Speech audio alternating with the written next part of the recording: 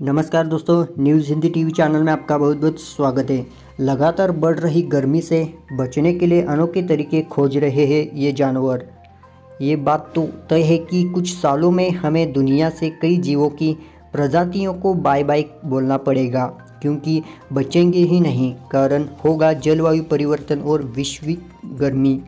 संयुक्त राष्ट्र की एक रिपोर्टर के मुताबिक पूरी दुनिया में करीब 10 लाख प्रजातियां अब विलुप्त होने की कगार में है। पिछले साल नेचर मैगजीन में रिपोर्ट छपी थी कि उष्णकटिबंधीय समुद्र में 2030 तक और पहाड़ी में 2050 तक इकोसिस्टम खत्म हो जाएगा। लेकिन कुछ जानवर इससे बचने के लिए अनोखे तरीके अपना रहे हैं। संयुक्त राष्ट्र की साल 2019 में आई रिपोर्ट में नेचर मैगजीन में पिछले साल छपी रिपोर्ट और एक अन्य रिपोर्टर के मुताबिक अगर इसी तरह से धरती की गर्मी बढ़ती रही तो साल 2100 तक धरती से आधे जानवर अपने अपने हैबिटेट से ख़त्म हो जाएंगे। कुछ जानवरों ने बढ़ते तापमान के बीच खुद को सुरक्षित रखने के अनोखे तरीके खोज लिए हैं। पक्षी अब विस्थापन की प्रक्रिया जल्दी शुरू कर देते हैं।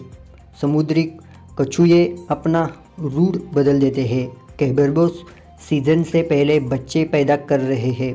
जानवर लगातार विपरीत परिस्थितियों में खुद को ढालने के लिए बदलाव कर रहे हैं। लेकिन ये प्रक्रिया कितनी लंबी होगी, कितनी कारगर होगी, ये बता पाना किसी भी जीव का पर्यावरण वैज्ञानिकी समझ से बाहर है।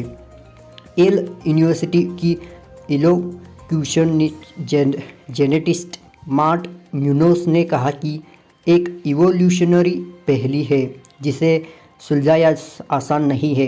जानवर बढ़ती गर्मी से बीच अपने शरीर का तापमान संतुलित करने के लिए नए नए तरीके अपना रहे हैं। शरीर के तापमान को पर्यावरण के साथ संतुलित करने की प्रक्रिया को थर्मो रेगुलेशन कहते हैं। थर्मो रेगुलेशन को पहली बार 1944 में परिभाषित किया गया था। इससे करीब 10 साल बाद ही डीएनए के ढांचे का खुलासा हुआ। जानवर दो तरह से थर्मोगुलेट करते हैं। पहला तो वो अपनी ऊर्जा को ख़त्म करते हैं ताकि शरीर का तापमान संतुलित रहे। ये तरीका आमतौर पर गर्म खून वाले जीवों ने चुना है। दूसरा तरीका यह है कि जीव अपने शरीर के मेटाबॉलिज्म को धीमा कर लेते हैं ताकि बाहर के तापमान से संतुलन बना सके।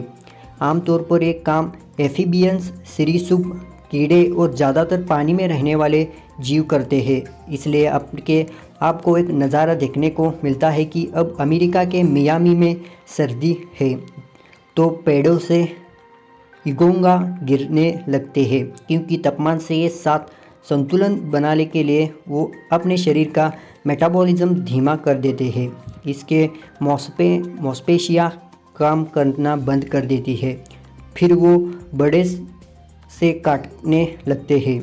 मोर्टा मुनोज कहते हैं कि इससे फ़र्क नहीं पड़ता कि जानवर किस तरीके से अपने शरीर का तापमान बाहर के मौसम के साथ संतुलित करते हैं। दिक्कत यह है कि लगातार बढ़ रही गर्मी एक बड़ी समस्या है।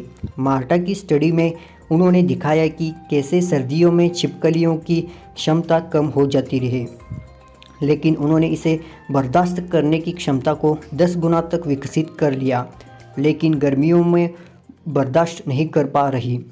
मार्टा कहती है कि जानवर सर्दियों के मुताबिक खुद को ढालने के लिए या फिर मर जाते हैं।